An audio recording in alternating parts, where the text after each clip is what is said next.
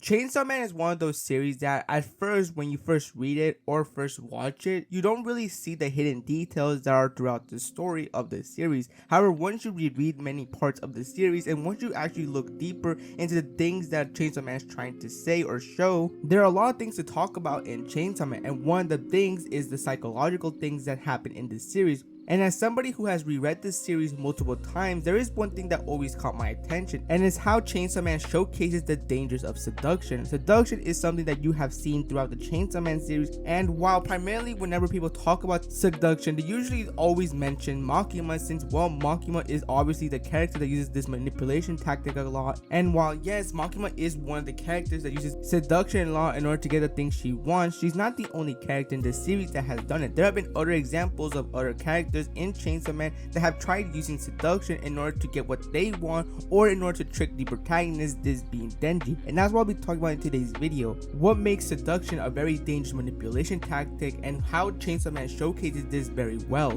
Because while Chainsaw Man does have a lot of things that aren't realistic and are things that will never happen in the real world, that is not always the case, because there are even some things in this series that showcases how there are a few things that can happen in the real world and more specifically can happen in our everyday lives. So with that out of the way, let's just begin. Now, the first example that I will be using is a character that while they may have not used it all too much, they still did use it once in order to get the things they wanted, and this character is Power. Yes, surprisingly, Power used seduction in order to get Denji to help her out with her situation, this being that her cat was taken by a devil, more specifically the Bad Devil. First, Denji's not really interested in her problem, and it's very clear that Denji is not going to help her out. That is until Power makes a proposal to Denji, telling him that if he were to save her cat, then he will be given the right to touch her melons. This as a result makes Denji do a complete 180 from not caring to completely wanting to save Power's cat. And this is just the first stages of the seduction manipulation, as going forward, Denji would soon find out that in reality, Power was just laying a trap on him so that he could become the victim of the Bat Devil in exchange for her having her cat back. And while yes, later on Denji is not only able to save Power's cat, but also completely defeat the Bat Devil, this just showcases how a person can be in a very dangerous situation, or could be in a situation that they can get out very easily, all because of something that they believe they were going to get in return for a favor. And this is precisely shown between Denji and Power in the beginning of this series, as Power was very easily able to convince Denji to do something for her in exchange to letting Denji touch her. And we have to keep in mind that Denji in these moments was still experiencing social interaction. He was still new to what it's like to talk to people and how to have a social life. More specifically, he wanted to know what it's like to be able to be around a girl, and more specifically, as you all know, one of Denji's goals was to be able to touch some melons. So it's not really surprising that Denji was very easily able to fall for this kind of trick, because, well, like I said earlier, Denji was still experiencing what it's like to be in a social life and be part of society. For Denji, this was something that he had to do in order to get what he truly wanted, and this just showcases how really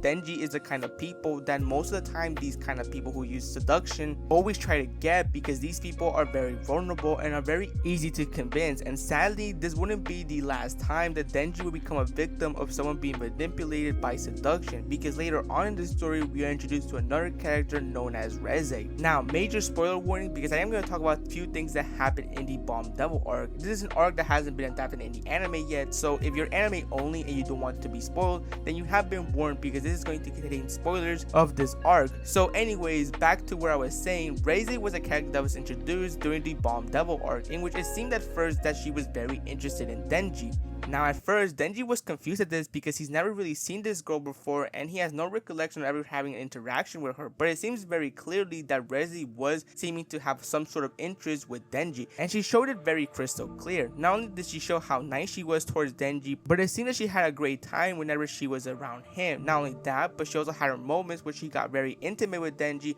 causing Denji to really start to wonder if this girl truly did like him based on her actions and the things that she told him. It made him convinced that this girl did in fact like him, and it seemed that Denji was interested in being in a relationship with Reze, only for reality to hit him in the face once we come to find out what Reze's true intentions are. Not only do we come to find out that Reze is in fact the Bomb Devil, but we also come to find out that Reze was tagged into getting rid of Chainsaw Man. So all those times where it seemed that Reze had a crush on Denji, and all those nice things she said to him, and all those moves that she made on him was all just an act, and in fact it seemed that Reze Reze was really good at it, because this just showcases even more when you come to find out that Reze was trained to do these kind of things, showcasing that seduction is a thing that is used in order to get close to your target. And I think that just further proves once again how seduction manipulation can be a very dangerous thing when done by a person who knows how to do it very well. And in this situation, it was very obviously shown. Unlike with Power, who was very quick to show her true intentions once she thought she was going to get the thing she wanted, with Reze was a completely different story,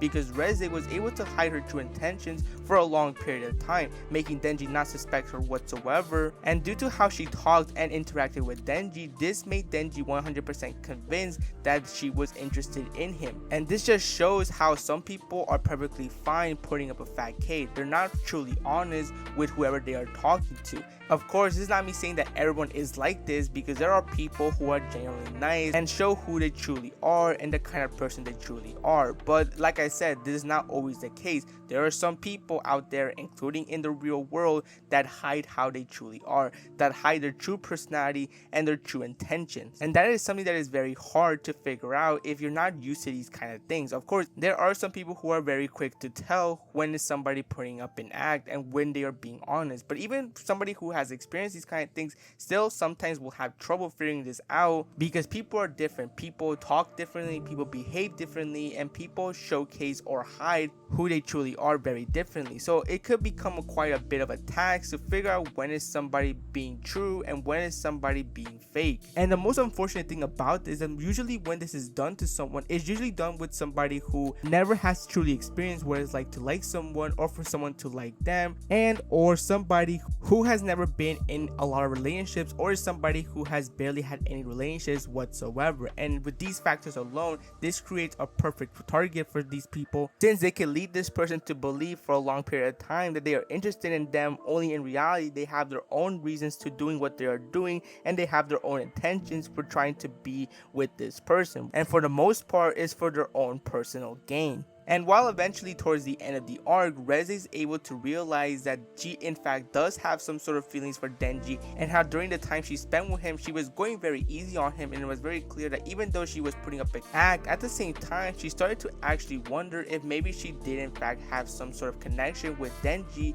and if her and Denji could be an actual thing that's not fake but actually very genuine. But sadly, those are things that will never happen due to her unfortunate end of the arc, with her being killed by none other than Makima. And speaking of Makima, she is the true definition of someone who is able to master the manipulation of seduction. Makima throughout this series, every time she has an interaction with Denji, you can clearly see that she's trying to keep Denji in control, and oftentimes uses manipulation to get Denji in full control. And this includes seduction as well, because regardless of what your opinion is of Makima and just how much of an evil person she truly is and all the evil things she has done throughout the series, you can't deny that she's a very attractive person, and even Makima knows that herself fully well, because she uses her attractiveness to get Denji to listen to her and do whatever she tells him to do. And that's really something that's very clearly shown throughout every single time that Denji and Makima are always interacting, because whenever Denji is asked to do something by Makima, Makima always makes sure to convince Denji that she is always interested in him, that she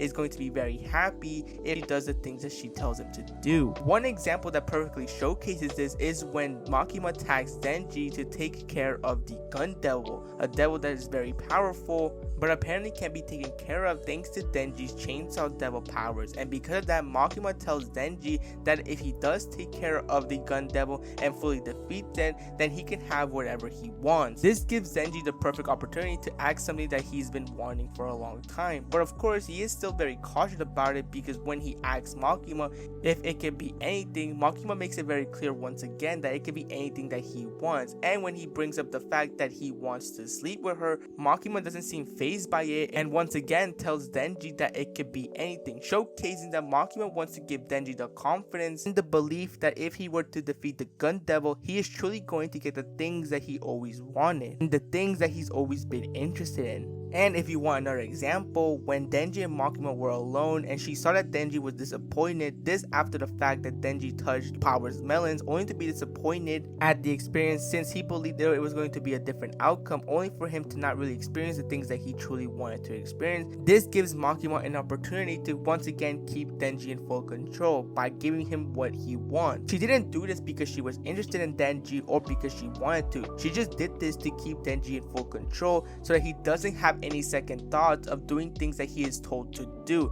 This of course is the reason why Makima was always checking in on Denji, because she did not want to lose any control of him. She didn't want Denji to be an independent person. No, she wanted Denji to always rely on her so that she could use him to her full advantage, and that's really what she did this whole seduction for. Every time Makima always praised Denji, every time Makima always gave Denji what he wanted, every time she made Denji believe that he could have anything he wants if he just obeys her, was just simply all an act in order to once again use Denji for her evil intentions. And once you look more deeper in the relationship between Denji and Makima, it's actually more sinister, as if you think about it, Denji is still a teenager and Makima is a full-grown adult. So with these reasons alone, Makima's use of seduction is actually more predatory than you might think, because once you realize this, you can quickly see this as a case of a full-grown adult taking advantage of a teenager that has no social skill whatsoever, that was isolated of society for a really long time, and is somebody that just wants to have the life that he's always been wanting to have, a life that he always saw people around him have, but he never had the chance to experience it. And Makima uses that to take advantage of Denji. I could sit here and talk about just how simply attractive people use their body features, or just simply how attractive they are and good looking for their own personal gain, but in Makima's case it's actually more sinister, because this is a full-grown adult using their attractive looks and their attractive body features in order to get a vulnerable teenager that can make his own decisions, that isn't independent and has no experience of life and what it's like to have a normal life in the palm of their hand. And that's why Makima is a very sinister